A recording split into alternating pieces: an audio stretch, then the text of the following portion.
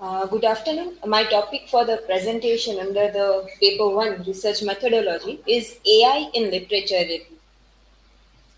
How AI will enhance or help us or be an assistant for a researcher or a scholar for their literature review.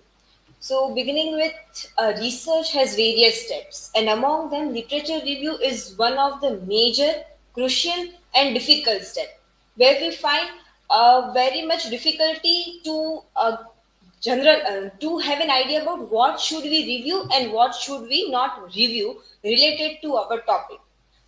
Defining to literature review, a literature review is a process of selecting and evaluating documents that contain information, ideas, data, and evidence about a topic, which means all the existing knowledge in and around our topic, which we are going to have a research on or in which we are going in depth. A literature review is a written summary of journal articles, books, and other documents that describes the current and past state of information.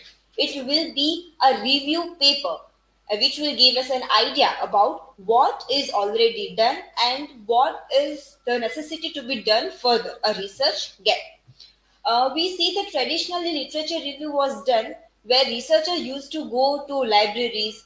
They had to read a continuous books, go through the books, go through the magazines, go through the newspapers or any data if they want a real time data. Then the time changed and technology came. Then everyone started googling the related material which they needed on Google Scholar, Semantics, which we have been doing before 2 to 3 years while we were reading something, some articles. But today, when we are in the era of artificial intelligence, of generative AI, we are using AI but to generate the content directly, which we are doing by the use of ChatGPT. But there are various AIs already present among us on internet which can help us to take to the related documents to our topic. So in traditional literature review, we see that it was time consuming, it was manual. There were chances of human error. We can have a spelling error, or we wrote author's name different and the title's name different. And it was very much difficult to manage such a large database. But literature review is very much necessary. And how it is useful in our literature are the 3 points I have written here. Literature reviews aim to be useful with an aim is to engage the theory development. We know we are practicing, we are doing that. We want a proof why we are what we are doing is already done. It has a base. There was something done in the past, and now we are standing on it and we are adding our knowledge to it. That is why literature review is done.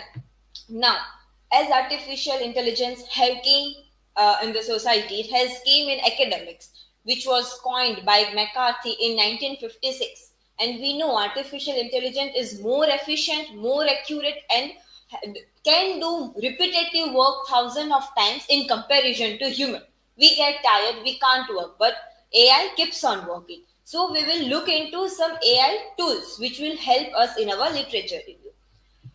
Various tools for literature discovery and exploration, which means the if we want to explore more and more articles or any content related to our topic, the tools can be used as Research Rabbit, Connected Papers, and Elicit. Uh, Far and more, they are similar, but they work differently. For example, we look into Research Rabbit. You might be able to see the image. The very first column on the left side, there I entered the research papers which I wanted, which I knew by searching it. Then from that, I selected one paper, and then it gave an option that what I want to explore. I want to explore the similar work. I want to explore all the references at the end of the paper or all the citations. You can see in the middle column. And then I went for a similar work. Then I got a list of all the uh, uh, similar works to the paper which I selected. And at the last, it also gave me a map that how much which paper is related. So it helps us to directly go to paper which we want. I wanted to only talk about the power of ChatGPT. I can go in a nearby area of that particular topic through Research Rabbit. Next is connected papers. In connected papers, we search a paper, we get a list of paper. I went for AI in education, which was the paper I selected. It is named as origin paper. Then itself it gave me the related paper, the list, and how they are related to each other, to what proportion is shown through the map. It also gives a gist of the paper, that what the paper is talking about, like the year it is published, the author, where it is published, how many citation it has on in the last column. And the last for exploring is elicit. Elicit is working differently. The papers which we select, it is giving us paper title, written by, how many citations. It is also giving us a summary of an abstract, and in the last column, main findings. In elicit, you can add and reduce column according to your wish. But in free version, it is giving 3 columns. If you upgrade by the payment, you are getting more information in more of the papers. Main findings are important for us because when we are doing a literature review, we went through the papers when we did our assignments. When we had to make the tables, we needed what are the main findings. The elicit simply helps us to know the main findings. If they are useful, we can overview the paper, right? Other is knowledge synthesis and decision support. This tool, Conscientious, it will synthesize. If I select 5 papers in this tool, it will give me the summary gist of all the 5 papers together.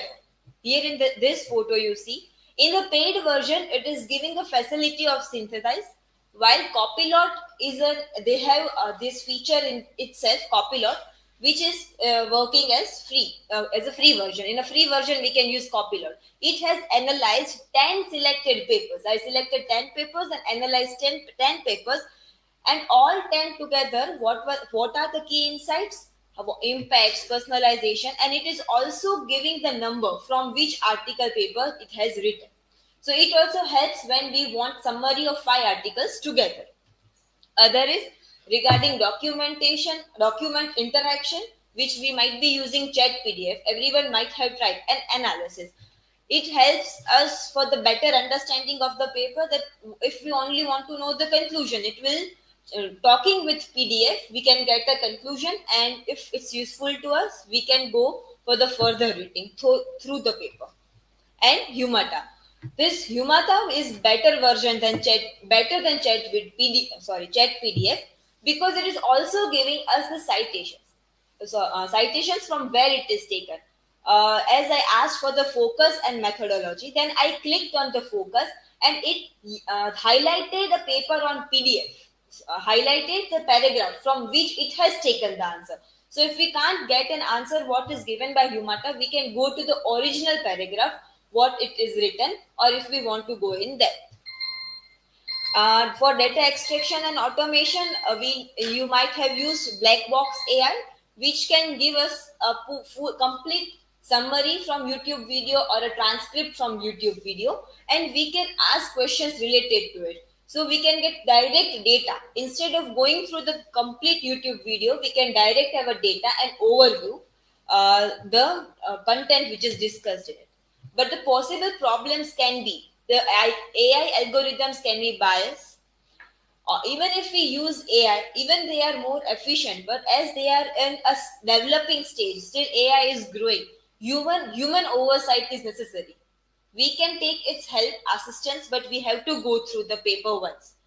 And there might be the problem of privacy or plagiarism problem, as it is an intellectual property of everyone. These are my citations. Thank you.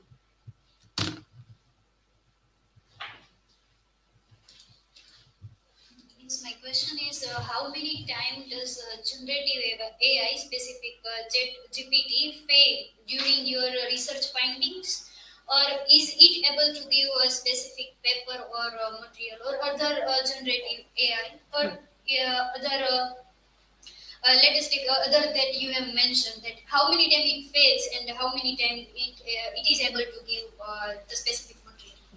As you have asked regarding my research topic, I have seen that as I'm working with AI and English literature teaching and learning, I couldn't find much. I could find, but it was English language teaching and learning. For specific to English literature, I could not find much. And as I'm asking to generative AI, it needs to give answer. If I ask, it will definitely give answer. It is correct or not correct. So many a time it is giving me sources, but the sources are not available on Google or are not that accurate, which can be cited in our research work.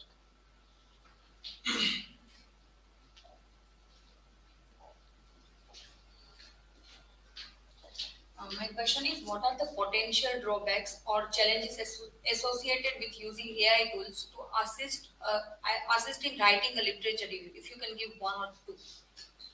As my slide also talked about it, that there are definitely the drawbacks. We cannot completely trust AI with any of the answer given by it.